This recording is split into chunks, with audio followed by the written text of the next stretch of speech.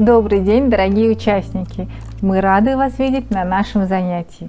Тема нашей сегодняшней встречи – дипломатия как наука и искусство. Современные soft skills в дипломатии. Меня зовут Алия Маулешева. Я сооснователь Евразийского детского сообщества и партнер школы бизнеса для детей Business Kids. Прежде чем начать, давайте договоримся о правилах нашего занятия. Первое. Обращайтесь к своему опыту. Как то, что мы будем с вами проходить, сработает в вашей жизни. Фиксируйте вопросы, интересные темы, которые вы бы хотели обсудить с близкими или друзьями. Записывайте полезные для вас знания. Сегодня мы продолжим погружаться в мир дипломатии и рассмотрим, как soft skills помогает дипломату в его работе. Раскроем 5 секретов успешных переговоров и поймем, как использовать 3 формулы эффективного общения. Проверим свои знания в небольшом мини-тесте. Итак, наш курс посвящен дипломатической теме, поэтому давайте вспомним, что же такое дипломатия. Мне очень нравится определение из большой российской энциклопедии, поэтому я хочу поделиться им с вами. Дипломатия – это совокупность невоенных практических мероприятий, приемов и методик, используемых в процессе такой деятельности. С понятием дипломатия связывается также искусство ведения переговоров для предотвращения или урегулирования конфликтов, поисков компромиссов и взаимоприемлемых решений, расширения и углубления международного сотрудничества. Даже энциклопедия определяет дипломатию как искусство ведения переговоров. Действительно, с этим и связана деятельность дипломата – договариваться и решать конфликты мирным путем. А как часто вам в жизни приходится решать конфликты? Подумайте, что именно помогает вам решать конфликты в вашей жизни. Вы можете записать ответ себе в заметке или в тетрадь. Это поможет вам понять, какими качествами дипломата вы уже обладаете. Действительно, чтобы решать конфликты, нам необходимы очень специфические знания и умения. Они называются soft skills или мягкие, гибкие навыки. Это такие навыки, которые могут быть полезны для любого человека, вне зависимости от его деятельности и интересов. Они включают в себя широкий спектр умений и ведение переговоров, решение конфликтов, креативность, способность адаптироваться к изменениям, управлять своими эмоциями и многое другое. В жизни мягкие навыки помогают нам договариваться с людьми, эффективно работать в команде, справляться с внезапными сложностями, придумывать интересные решения для сложных задач. Можно бесконечно продолжать перечислять такие навыки, поэтому несколько лет назад исследователи выделили 4 самых актуальных мягких навыка 21 века. Вот они. Первое – это креативность. Это умение генерировать идеи и совмещать их, создавая новые решения. Второе – это критическое мышление. Умение ориентироваться в потоке информации, мыслить логически и делать выводы. Третье – это кооперация. Умение определять общую цель, работать в команде и распределять роли. Четвертое – это умение договариваться, налаживать контакты, слушать и слышать собеседника. Итак, все эти навыки являются основными навыками 21 века. Об этом мы очень много обучаем детей на нашем курсе Business Kids. И сегодня я поделюсь с вами несколькими секретами эффективной коммуникации. В первую очередь мы узнаем о 3 секретах успешных переговоров, которые помогут вам в той или иной степени практиковать свои soft skills в повседневной жизни. А дипломату особенно важно владеть такими навыками. Представьте дипломата без таких навыков. На переговорах дипломат обижается на представителя другой страны, игнорирует вопросы, ведет себя вызывающе, вспыльчиво, шутит над культурными особенностями принимающей стороны. С таким дипломатом не жди хороших переговоров. Этот человек представляет не только свои интересы, но и интересы своей страны, поэтому должен быть крайне аккуратен в своих действиях и выражениях, следить за своими эмоциями, изъясняться просто и понятно, при этом уверенно и убеждающе. Вам может показаться, что это невозможная ситуация, но такое случается и сейчас. Одно неаккуратное брошенное слово или высказывание может породить множество критических статей в СМИ или даже удаление аккаунтов из мировых социальных сетей. Но мы не будем равняться на примеры сомнительной и агрессивной коммуникации. Напротив, рассмотрим успешные примеры и давайте учиться у лучших. В чем же заключается сила дипломатии? В выборе победной стратегии поведения и коммуникации. Один из примеров такой успешной стратегии можно вспомнить, если обратиться к историческому событию 1905 года, заключению Портсмутского договора между Японией и Россией. Это действительно интересная история. И вот как ее описывает в своей статье Юрий Дубнин, кандидат исторических наук и профессор МГИМО. Между Россией и Японией шли переговоры, на которых Россию представлял руководитель правительства Витте, а Японию министр иностранных дел Камура. В какой-то момент у японского переговорщика сдают нервы. Он бросает российскому переговорщику резкую фразу: «Вы ведете себя так, как будто в войне победила не Япония, а Россия». Забежим немного вперед, вспомним, чем же закончились эти переговоры. Они закончились тем, что Японии пришлось отказаться от многих своих притязаний. Что же было оружием Витте? Дипломатическое искусство. Вот пример, когда она сыграла свою роль. Успех Витте был оценен. Он получил графский титул. Что касается Японии, то в результате переговоров они были оформлены Портсмутским мирным договором. Все эти результаты были восприняты общественным мнением в Японии как унижение и вызвали массовые беспорядки в Токио. Камура был вынужден идти в отставку. Какой же рычаг использовал Витте для того, чтобы добиться успеха? Вот что он сам написал на этот счет. Перед отъездом на переговоры Витте разработал собственную тактику. Первое – ничем не показывать, что Россия заинтересована в заключении мира. Вести себя так, чтобы создать впечатление, что если государь согласился на переговоры, инициатива которых исходила от США, то только ввиду общего желания почти всех стран, чтобы война была прекращена, а самой России мир был менее важен. Вторая тактика – это держать себя так, как подобает представителю России, то есть представителю величайшей империи, у которой приключилась маленькая неприятность. То, что в России в то время была одной из величайших империй мира, это очевидный факт. Третье. Имея в виду громадную роль прессы в Америке, Америка выступала посредником в этих переговорах, как я сказала ранее, держать себя предубедительно и доступно ко всем представителям прессы, чтобы заслужить ее расположение. Далее, для того, чтобы привлечь себе население в Америке, которое крайне демократично, держать себя с ними совершенно просто. Такова была тактика и стратегия переговоров в этой непростой коммуникации. Для того, чтобы воплотить стратегию в жизнь, как раз и потребовалось дипломатическое искусство. Итак, давайте мы перейдем к раскрытию 5 секретов успешных переговоров. Для того, чтобы раскрыть секреты успешных переговоров, нам в первую очередь необходимо понять, из чего же состоят переговоры. Давайте посмотрим на этот процесс в общем и целом. Исследователи отмечают, что процесс международных переговоров очень сложен. При этом он включает в себя 3 основные стадии. Первая – это подготовка к переговорам, предпереговорная стадия. Второе – это процесс их ведения, стадия взаимодействия. И третье – это анализ результатов переговоров и выполнение уже достигнутых договоренностей. Переговоры – это не светская беседа о хобби и погоде. К такому событию необходимо всегда тщательно готовиться, подробно изучить все данные, внимательно исследовать позицию другой стороны, обсудить ситуацию с кем-то еще. Также не лишним будет предположить все возможные исходы событий. К любой убеждающей коммуникации необходимо подготовиться. Скажите, приходилось ли вам в последний месяц убеждать кого-либо в чем-либо? Сделайте для себя заметку. Вспомните, готовились ли вы к своему убеждению или это происходило спонтанно. Например, вы поняли или почувствовали несогласие с человеком и тут же начали его переубеждать. А может быть наоборот, занимали позицию наблюдателя и только исследователя. И только потом, взвесив все за и против, шли в коммуникацию. Да, действительно это может происходить спонтанно, но только не в дипломатической практике. Перед переговорами дипломаты серьезно готовятся.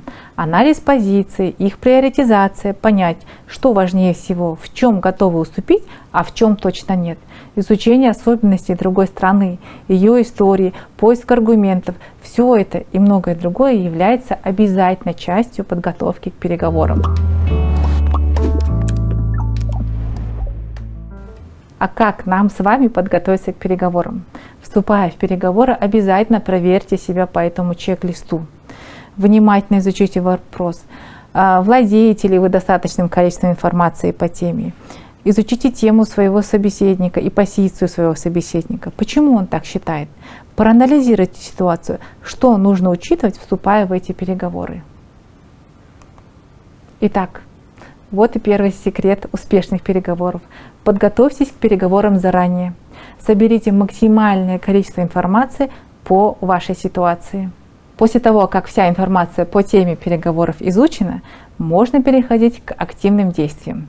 Существует множество классификаций стратегий поведения в переговорах. Подумайте, а как вы обычно ведете себя в общении? Активно интересуетесь позицией собеседника, сохраняете нейтралитет, а возможно предпочитаете лидировать и вести слушателя за своими взглядами и идеями, активно убеждая в своей правоте. Действовать можно по-разному. Один из самых важных моментов в переговорах – правильно оценить ситуацию, определить, что важно – сохранить отношения или же достичь цели. Идти на компромисс? Любой переговорщик задается этими вопросами в первую очередь. Какой же будет исход переговоров для него приемлемым? Исследователи выделяют 5 основных стратегий поведения в ситуации столкновения позиций и мнений. Их можно расположить на вот таком графике. По оси X у нас удовлетворение своих интересов, по оси Y удовлетворение интересов собеседников. Давайте рассмотрим эти стратегии на примере ситуации, которая возникла с Димой и Васей. К примеру, Вася подходит к своему однокласснику Диме и просит у него совета и ответы к домашней работе. К слову, над этой домашней работой Дима просидел не 1 час и вложил в него очень много сил. Дима не уверен, что хочет делиться своими знаниями в этой ситуации. Но и однокласснику отказывать тоже неловко. Просьба Васи была вежливой и учтивой. Похоже, что Вася действительно попал в трудную ситуацию. Что же делать? Подумайте, как бы вы поступили на месте Димы. Итак, рассмотрим варианты поведения Димы в этой ситуации на примере 5 основных стратегий поведения в переговорах. Итак, ситуация 1. Дима соглашается поделиться ответами из своей домашней работы. Вероятно, что в этой ситуации Диме важны отношения со своим одноклассником. При этом он немножко может сожалеть о своем выборе, ведь эта работа далась ему с трудом. Но Дима проанализировал ситуацию. Вася уже помогал ему на других уроках. Обычно он не обращается с такими просьбами, поэтому возможно, что эта ситуация будет единоразовая акция помощи. Согласившись поделиться ответами в своей домашней работе, Дима использует стратегию подстраивания под партнера.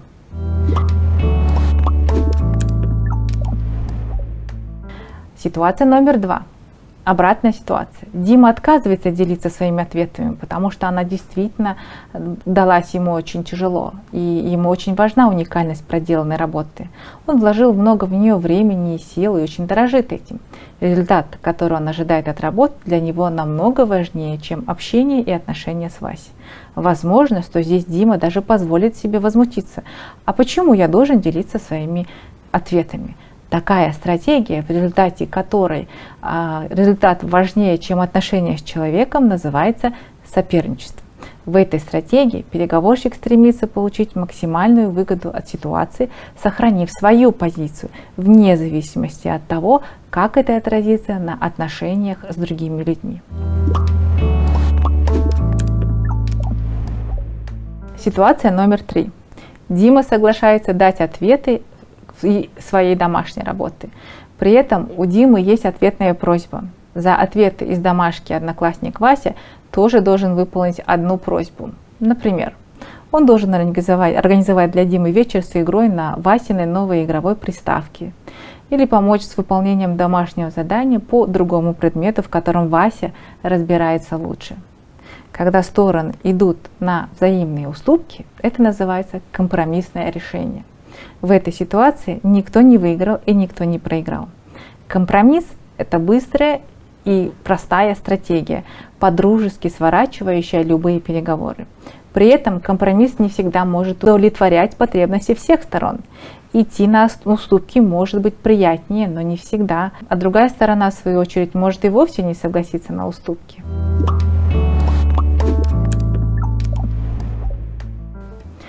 Ситуация номер 4. Дима отвечает однокласснику: «Мне сейчас неудобно разговаривать, давай обсудим это попозже». И скрывается из виду. Избегает Васю до конца, до самого момента сдачи домашнего задания. Такой способ называется избегание. Казалось бы, этот способ позволит еще быстрее и проще решить ситуацию, но по сути ситуация не решается, она игнорируется. Последствия такого выбора могут быть непредсказуемыми. Как отреагирует Вася на игнорирование? Возможно, что он обидится или разозлится и решит перейти в открытый конфликт. А возможно, что он и в свою очередь начнет игнорировать Диму после такой ситуации. Переговорщик должен быть готов к последствиям, выбирая ту или иную стратегию.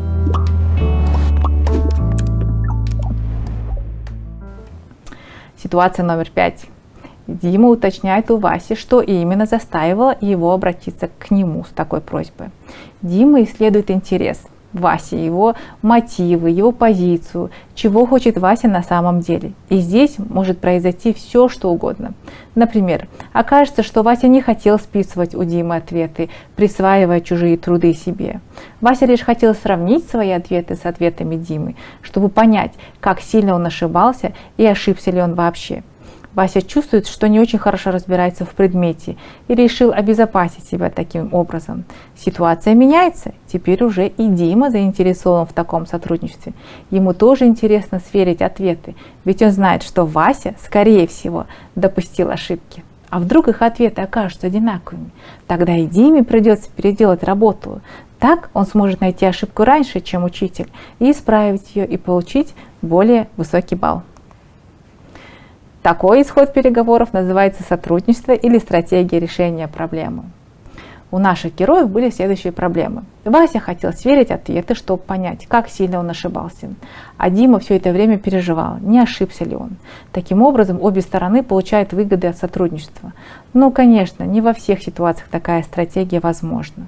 Нужно внимательно анализировать предыдущий опыт коммуникации с человеком, ситуации, в которой вы оказались, ваши потребности и желания, ваш характер общения и тип взаимодействия. Учтя все параметры, вы сможете выбрать ту стратегию, которая наилучшим образом поможет разрешить сложившуюся ситуацию. Итак, из каких этапов состоят этапы сотрудничества? Первое – это взаимное уточнение интересов, точек позиции и точек зрения. Второе – это их обсуждение, в том числе выдвижение аргументов в поддержку своих взглядов, своих предположений и их обоснование. И третье – согласование интересов и выработка договоренности. Важно, что все серьезные нарушения последовательности этапов ведут к сбоям в переговорах, снижению эффективности взаимодействия. Помните, что не существует идеальных решений. Все ситуации уникальны. И мы открыли второй секрет успешных переговоров. Выберите подходящую стратегию переговоров и поведения в переговорах, исходя из анализа ситуации и ваших приоритетов. Итак, предположим, вы поняли, какая стратегия переговоров будет самой успешной в вашем случае. Но как донести свою позицию убедительно? Представьте такую ситуацию. Вы хотите убедить своего учителя в том, что оценка за вашу контрольную работу должна быть на балл выше, но боитесь этого сделать. Почему это происходит? Сейчас это не важно. Важно то, что есть страх. Мысли растекаются по древу, слова путаются, появляется только раздражение и разочарование. Как структурировать и собрать свои мысли, чтобы вас не только поняли, но и приняли вашу точку зрения к рассмотрению, а в идеальном исходе согласились с вами здесь и сейчас. В такой ситуации, в первую очередь, необходимо вернуть управление над своими эмоциями. Попробуйте медленно считать до 10, сделать глубокий вдох. Обратите внимание на ощущения в своем теле. Переключите свое внимание. я открою вам один прием, который поможет оформить и структурировать ваши мысли в любой ситуации, даже если вы очень сильно волнуетесь. Он называется POPS. Звучит забавно, правда? Кстати, это аббревиатура. Она означает всего лишь 4 шага в составлении своего убеждающего высказывания. Первое. П – это позиция. Сначала вы изъясняете свою позицию или мнение в отношении обсуждаемой темы. Можно сказать, что эта часть высказывания отвечает на вопрос «что я хочу сказать?». Вот с каких слов можно начать. Я считаю, что, я согласен, не согласен, что. На мой взгляд, этот вопрос заслуживает или не заслуживает внимания. Шаг номер 2. Буква О. Объяснение.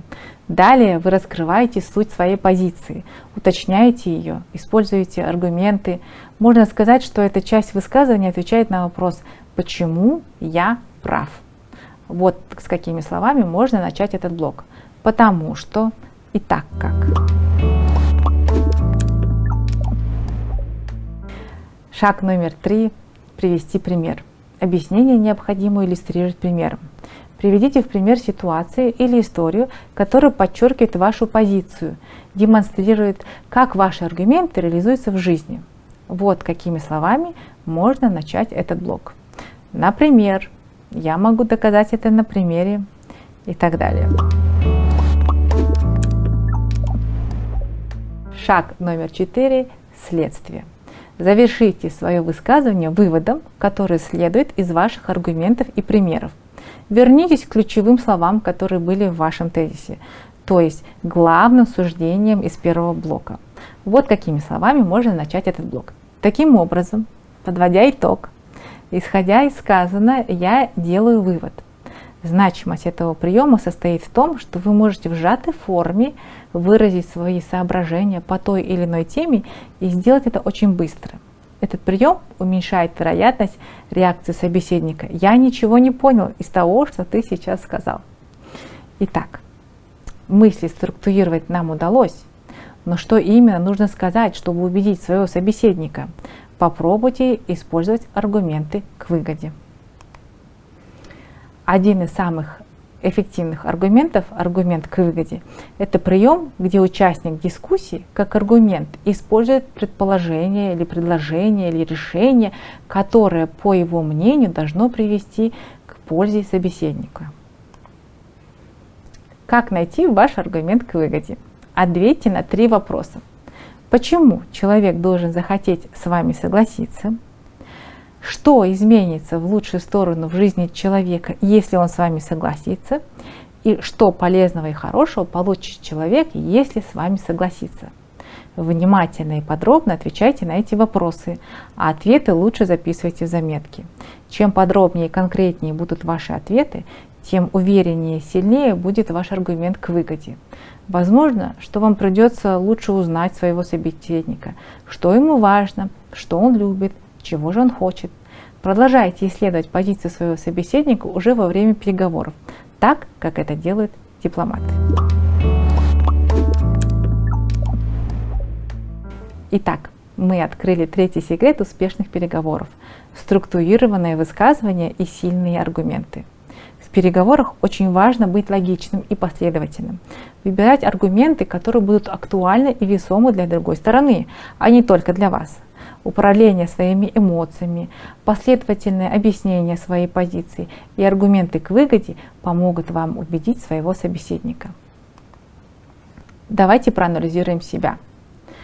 В процессе переговоров и горячей дискуссии или спора вы можете испытывать абсолютно разные эмоции, в том числе злость, гнев, раздражение, обиду. Это нормально. Не всегда люди готовы согласиться с вашей позицией с первой минуты, и это огорчает. Что будет, если позволить себе полностью отдаться яростным чувствам во время убеждающего диалога? Как эти эмоции влияют на ваше общение? Думаю, что вы уже знаете, и с каждым уже такое случалось. Но теперь вы узнаете и то, что это называется деструктивное общение. В начале нашего занятия мы говорили о том, что дипломату важно быть правильно понятым и контролировать свои эмоции.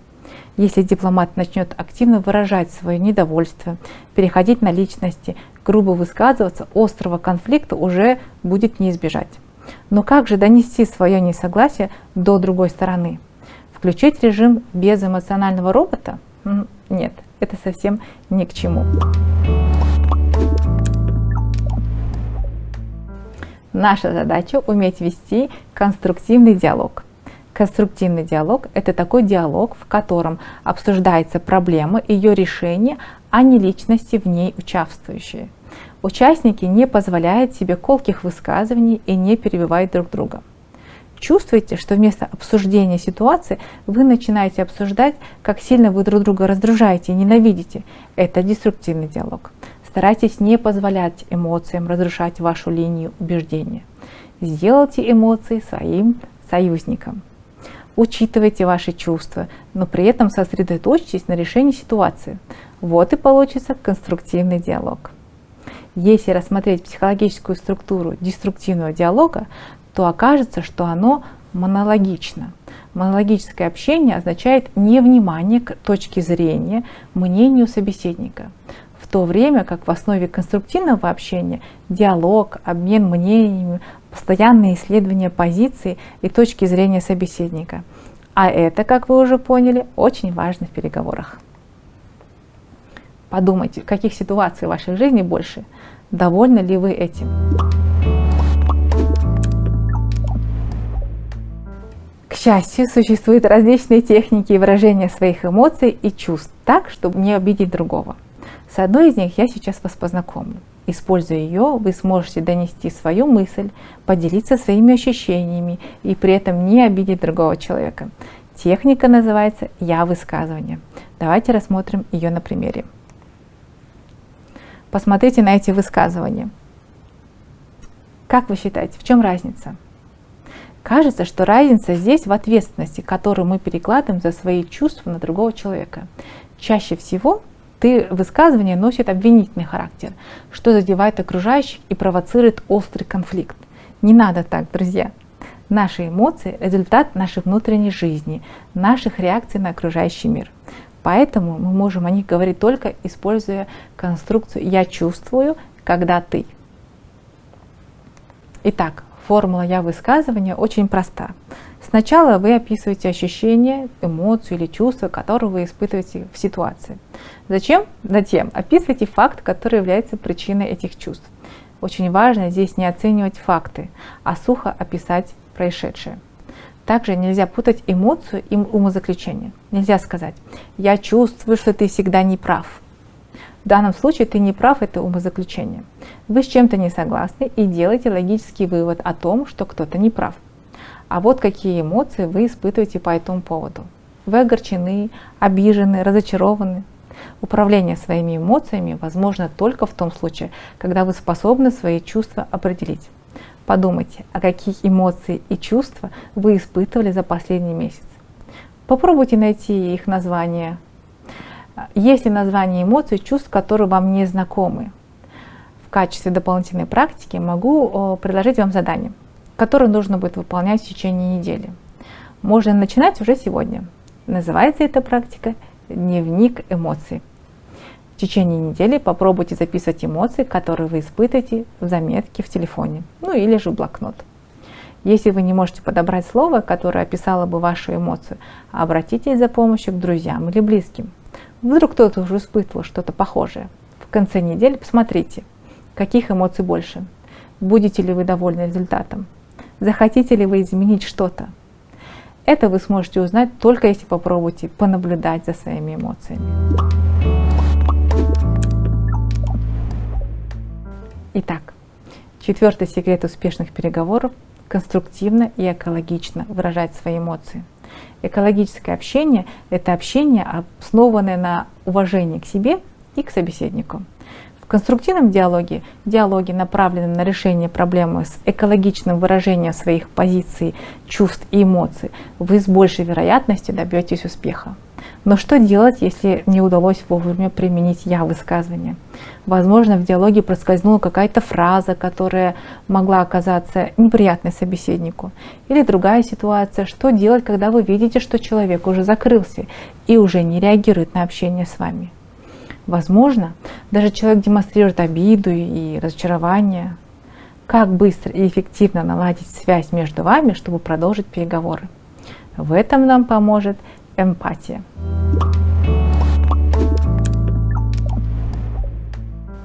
Что же такое эмпатия? Это способность понимать или чувствовать то, что чувствует другой человек. Проявлять эмпатию означает учитывать эмоциональное состояние другого человека в коммуникации с ним. Существует множество способов проявления эмпатии. Это можно делать вербально, используя слова, невербально, используя взгляд, жесты и мимику.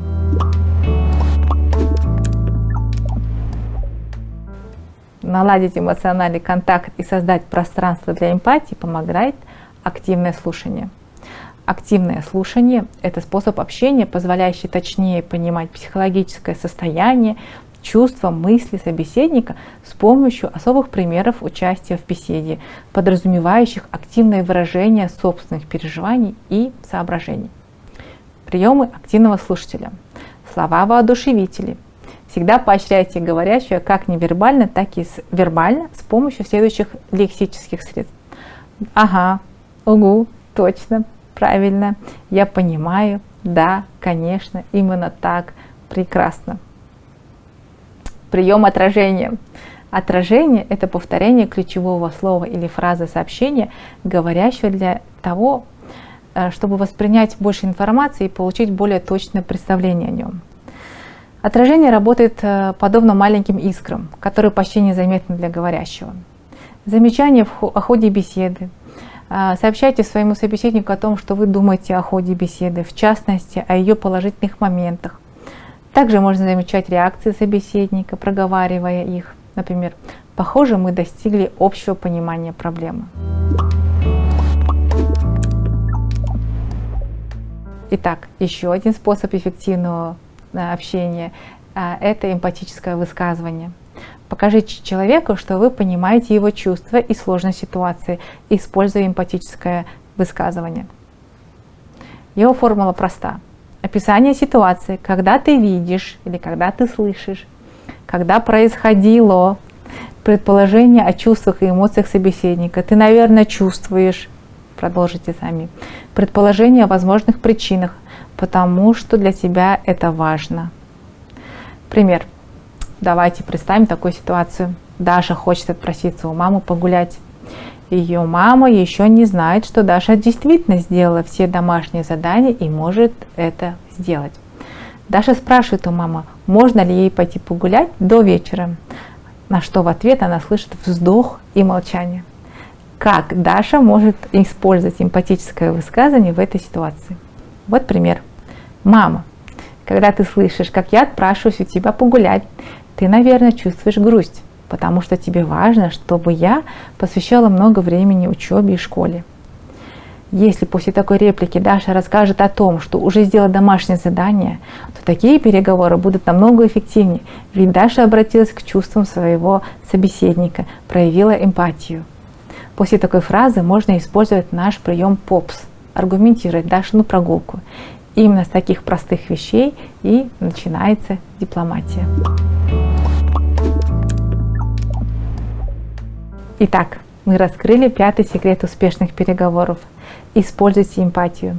Эмоциональный контакт поможет наладить общение и снять напряжение во время переговоров. А теперь давайте разберем такую ситуацию. Ребята случайно играли в мяч и разбили вазу своей соседки. Результат вы сами видите на картинке. Соседка расстроена, а юноша в замешательстве. Подумайте, с какой техники из тех, что мы рассмотрели, эффективнее всего будет начать переговоры о решении конфликта. Давайте я еще раз перечислю 3 формулы техники, которые мы уже рассмотрели. Первая – формула убеждающего высказывания. Второе – формула «я» высказывания. И третье – это формула эмпатического высказывания. Помните наши секреты? Первое, что делает дипломат – оценивает условия общения, готовится к переговорам. Иногда необходимо действовать быстро, по ситуации. В этой ситуации видно, как расстроена женщина. Мы не можем игнорировать этот факт. Если мы начнем незамедлительно убеждать ее и спешить договориться, то она может не воспринять наше объяснение, так как очень расстроена и не готова к коммуникации убеждения. Я-высказывание в этом случае хороший ход, но эмоциональное переживание женщины на этой картинке может быть все же еще очень велико. Поэтому в первую очередь вам необходимо начать с обращения к ее эмоциям и проявить эмпатию. Подумайте, каким может быть эмпатическое высказывание в этой ситуации. Как вы помните, сначала мы описываем ситуацию, после предположения о чувствах и в конце предположения о причинах. Когда вы увидели, как разбилась ваша любимая ваза, вы, наверное, очень сильно расстроились и разозлились. Вот ведь эта ваза вам очень дорога. После того, как вы обсудите эмоции другой стороны, можно переходить к «я-высказыванию», где, в свою очередь, также поделиться своими чувствами и переживаниями. Это поможет наладить контакт. После чего можно переходить к обсуждению возможных вариантов решения проблемы. Какую стратегию лучше выбрать? Подстраивание под собеседника, соперничество, компромисс, сотрудничество или же игнорирование. Подумайте о том, какую стратегию выбрали бы вы. Обсудите ваше решение с друзьями и близкими. А как же думают они? Это и будет вашим домашним заданием. Как вы видите, в решении подобных ситуаций важны многие направления софт-скилл, гибких навыков. Критическое мышление поможет правильно оценить ситуацию и выбрать лучший способ реагирования. Коммуникация поможет договориться. Креативность поможет найти лучшее решение в этой ситуации, а способность кооперации реализовать ваше решение. Вот так, ребята, на практике можно использовать рассмотренные нами техники. Итак, давайте подведем итоги и проведем мини-тест. Вопрос номер 1. В какой последовательности выстраивается убеждающее высказывание? Расположите элементы в нужной последовательности. Первое – это объяснение. Второе – это позиция. Третье – это следствие. И четвертое – это пример.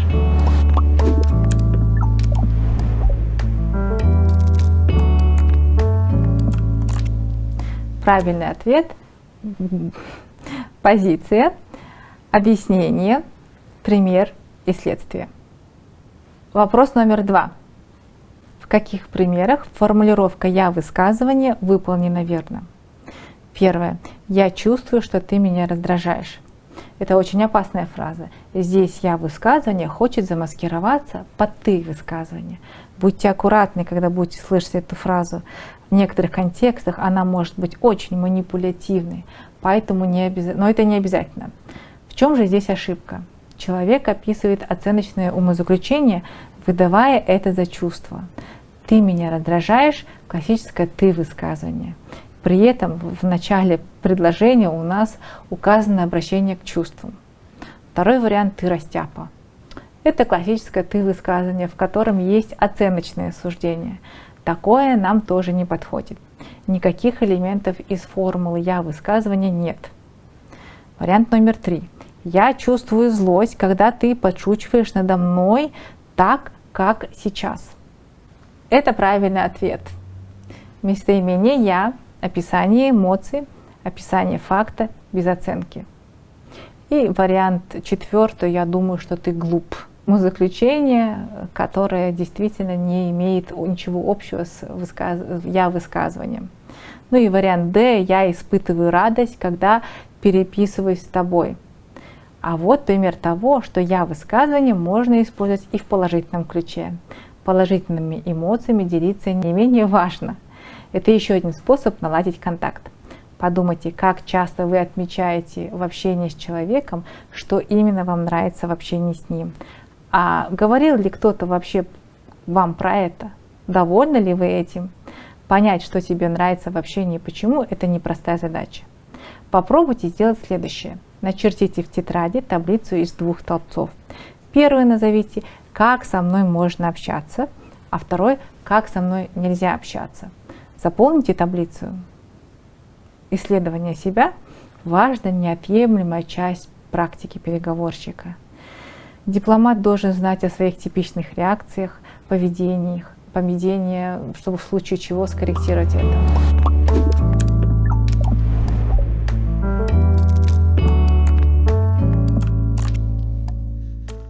Вопрос номер 3. Что такое эмпатическое высказывание?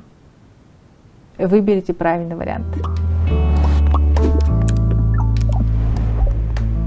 Правильный ответ В. Это способ показать человеку словами, что вы понимаете его чувства. Итак, сегодня мы с вами узнали о том, что такое soft skills и как они помогают дипломатам, поняли, как использовать 3 формулы эффективного общения и, самое главное, раскрыли 5 секретов эффективных переговоров. Давайте же их вспомним. Первое. Подготовьтесь к переговорам заранее. Второе. Выберите стратегию поведения в переговорах. Третье.